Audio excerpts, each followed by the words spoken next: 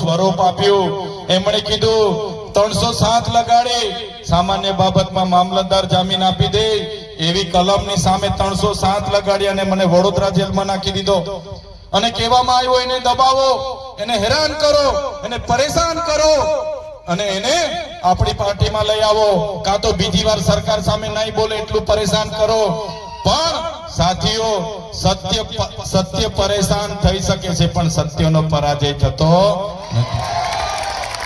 ત્યારે એમની યાતનાઓ, એમની વેદનાઓ અમે જેલોમાં બેઠી બેઠીને અમે વેઠી.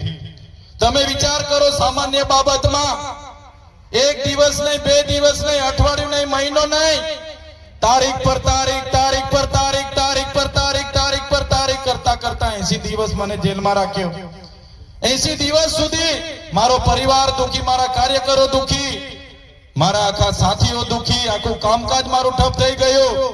અને 80 દિવસ પછી માંડ મને નામદાર હાઈકોર્ટે જામીન આપ્યા. ત્યારે આ સરકાર, એમની પોલીસે ખોટા સોગંદનામા કર્યા કે આ ચૈતર વસાવાને આદિવાસી વિસ્તારમાં પ્રવેશબંધી કરો. ચૈતર વસાવા બધાને ગેરમાર્ગે દોરે છે. ભાઈ, મેં તમને બધાને ગેરમાર્ગે દોરું છું? તમે આજે ગેરમાર્ગે દોરાવા આવ્યા છો? તમે બધા પોતપોતાની રીતે આવ્યા છો ને? કે મેં તમને ગેરમાર્ગે દોરી લાવ્યો છું? તો ગેરમાર્ગે દોરે છે એમ કરીને એફિડેવિટ કર્યા. અને આજે મારા મત વિસ્તારમાં મને 1 વર્ષ સુધી જવાની પરવાનગી નથી. હવે તમે વિચાર કરો, ડેડિયાપાડા ત્યાં મારી એક ઓફિસ છે, લોકોના હું કામ કરું. ડેડિયાપાડાની બાજુમાં મારું ગામ છે, મારું ઘર છે, મારો પરિવાર છે. પણ આ સરકારની નીતિઓ કે લોકો માટે અવાજ ઉઠાવો એટલે તમારે જેલો વેઠવી પડે, તમારા વિસ્તારમાં ના જવા દે. મને આજે ડેડિયાપાડામાં જવા દેવામાં નથી આવતો. મારા મોબાઈલો જપ્ત કરી લેવામાં આવે છે અને મારા ડેડિયાપાડામાં નથી જવા દેવામાં આવતો.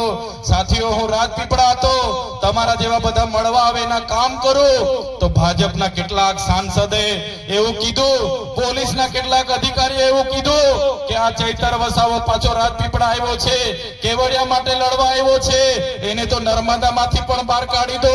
ત્યારે મેં પોલીસ અને ભાજપના નેતાઓને કહેવા માંગુ છું, એ ભૂપેન્દ્રભાઈ પટેલ, એ હર્ષસંઘવીની પોલીસને કહેવા માંગુ છું, તમે ચૈતરભાઈ વસાવાને ડેડિયાપાડામાંથી કાઢી નાખશો, તમે ચૈતરભાઈ વસાવાને નર્મદામાંથી કાઢી નાખશો, પણ આ ચૈતરભાઈ વસાવા અમારા લોકોના દિલમાં રહે છે, ત્યાંથી ક્યારે કાઢી નથી શકવાના. અમે લોકોના દિલમાં રહીએ છીએ, ત્યાંથી ક્યારે કાઢી નથી શકવાના. ત્યારે આ નેતાઓને, સાથીઓ, આવનારા દિવસોમાં આપણે લડવા જઈશું તો આપણને આ લોકો એમ નથી કાઢવાના. તો 30 વર્ષની એમના સરકાર, એમની નેતાગીરી, ખૂબ મોટા મોટા નેતાઓ આપણા પૈસા ખાઈને પાગળ ધંધા કરે છે. તંત્ર એમનું, યંત્ર એમનું, કલેક્ટર એમના, એસપી એમના, કોર્ટ કચેરી એમની. એટલે હવે આપણે લડવા નથી જવાનું, પણ આવનારા દિવસોમાં તાલુકા, જિલ્લા પંચાયતની ચૂંટણી આવે છે. તમે બધા તૈયાર થઈ જાઓ, ઉમેદવારી કરો અને જીતાડીને આપણે સત્તા ખોચી લેવાની છે. સત્તા જોઈએ છે કે નથી જોઈતી? તમારામાંથી સારા સારા લોકો જે સેવા માટે, લોકોની સેવા માટે જાહેર જીવનમાં આવવા માંગે છે, હું તમને આહવાન કરું છું, તમે અમારી સાથે આવો, લોકોની સેવા સાથે રહીને કરીશું. આવનારા દિવસોમાં તમે તાલુકાના સભ્યમાં ઉભા રહો, જિલ્લાના સભ્યમાં ઉભા રહો અને આ 30 વર્ષના શાસનનો અંત લાવવા માટે આપણે હવે આગળ વધવાનું છે, બધાએ તૈયાર થઈ જવાનું છે. ત્યારે સાથીઓ, આગળ યુવરાજસિંહભાઈએ કીધું, યુવરાજસિંહભાઈ કહેતા હતા કે એમનું મંત્રીમંડળ બદલ્યું. આપણા છોટાઉદેપુર જિલ્લામાં, નર્મદા જિલ્લામાં એક પણ મંત્રી નથી બનાવ્યો. ત્યારે મેં યુવરાજસિંહભાઈને કહેવા માંગુ છું, કોઈ ભેંસ દૂધ ના આપે તો એના ખીલા બદલવાના રહેતા નથી. કોઈ ભેંસ દૂધ ના આપે તો ખીલા બદલીએ તો દૂધ ના મળે, એ ભેંસ બદલી કાઢવી પડે. ત્યારે આપણે સાથીઓ, યુવરાજભાઈની સામે જ આપણે બધાએ સંકલ્પ કરવાનો છે, મંત્રી તંત્રી બદલવાથી અમારો કોઈ ઉદ્ધાર થવાનો નથી. 2027માં અમે સરકાર બદલી દેવાના છે. ત્યારે સાથીઓ, અરવિંદ કેજરીવાલજી, ભગવત માનજી, પંજાબમાં ખેડૂતોને જ્યારે આવો માવઠું આવ્યું, પૂર આવ્યું, એક એક ખેડૂતને 50-50 હજાર રૂપિયા સર્વે વગર આપી દીધા. જેમનું ઘરને નુકસાન થયું એવા તમામ ઘરના માલિકોને 1,20,20,000 ખાતામાં નાખી આપી દીધા. જે લોકો ભાગ્ય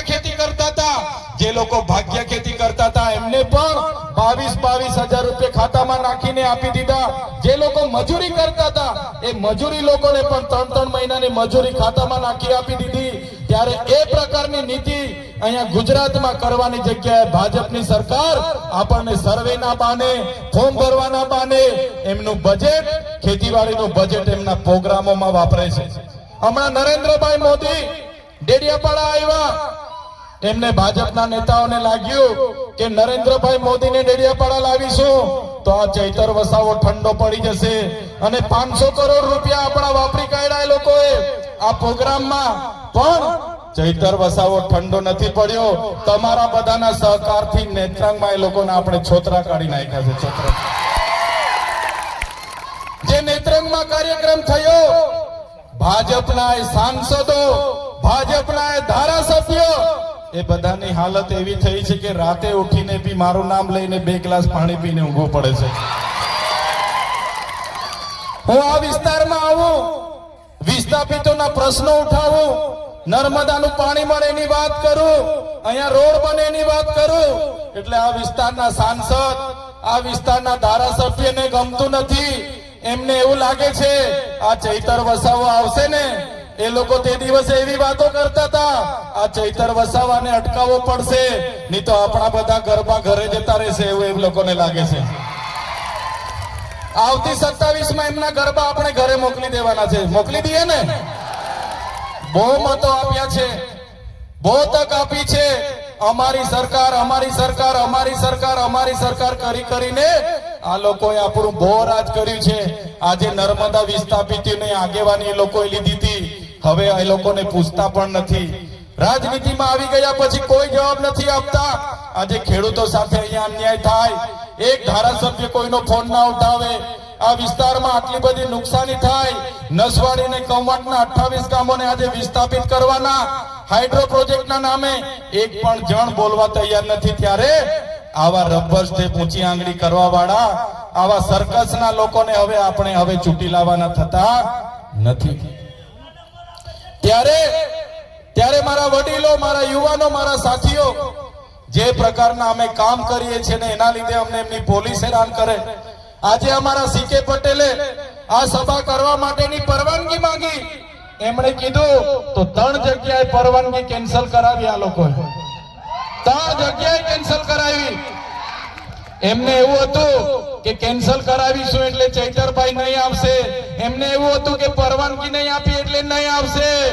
ભાઈ, અમે ચૈતર વસાવા છે, ચૈતર વસાવા ઝૂકવા વાળા નથી, લડવા વાળા લોકો છે. ત્યારે આજે સીકેભાઈ પટેલ, એમની ટીમ, રંજનભાઈએ બતાવી દીધું કે અમને તમારી બંદોબસ્તની જરૂર નથી, અમને તમારી પરવાનગીની જરૂર નથી, અમે સ્વયંભૂ અમારા કાર્યક્રમ કરીશું અને આપણે કરી દીધું છે. જ્યારે કાર્યક્રમ હોય એની બાજુમાં એમનો કાર્યક્રમ એ લોકો ગોઠવી દે, લોકોને ગેરમાર્ગે દોરે. આપણે શિક્ષણ માંગીએ તો આપણને ભારત પાકિસ્તાનની વાત કરે, આપણે રોજગાર માંગીએ આપણને હિન્દુ મુસ્લિમની વાત કરે, આપણે જ્યારે નોકરીની વાત કરીએ, વિકાસની વાત કરીએ, રાષ્ટ્ર ભાવનાની વાત કરે અને એ જ લોકો આત્મનિર્ભર બનવાની વાત કરે, ત્યારે એ લોકોને હવે આપણે ઓળખી લેવાની જરૂર છે. મારા યુવાનો, મારા વડીલો, મારી માતા બહેનો, હવે કોઈને ડરવાની જરૂર નથી. એ લોકો રાતના 2 ટકનું જમવાનું આપણા ઘરે આપવા આવતા નથી, એટલે કોઈના બાપથી પણ આપણે ડરવાની જરૂર નથી. ક્યાં સુધી એમનું ગુલામી કરીશું? ક્યાં સુધી એમની પાર્ટીના ઝંડા લઈને ફરીશું? ત્યારે તમે બધા આવો અમારી સાથે. આવનારા દિવસોમાં ગુજરાતમાં પરિવર્તન લાવવા માટે મારા વડીલો, મારા યુવાનો, મારી માતા બહેનોને હું આહવાન કરું છું. આમ આદમી